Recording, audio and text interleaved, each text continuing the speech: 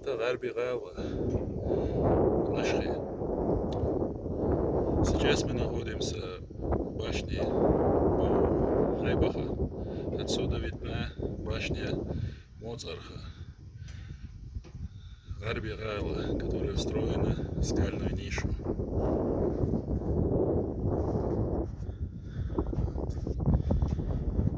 Это ущелье в ту сторону, с левой стороны, с этой стороны. Тут Грижахка находится. И тут видна башня Грижахковская. Вот. Еще ряд башен тут находится.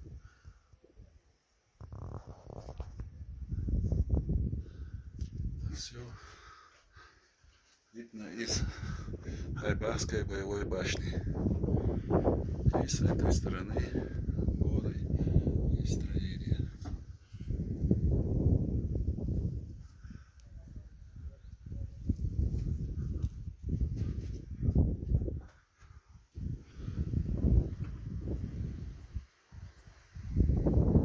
Вот так работала сигнальная система.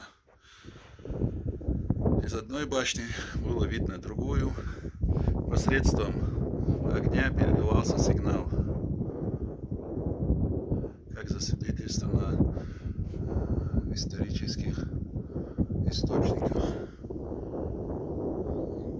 Есть также некоторые сведения, которые сообщают, что были и звуковые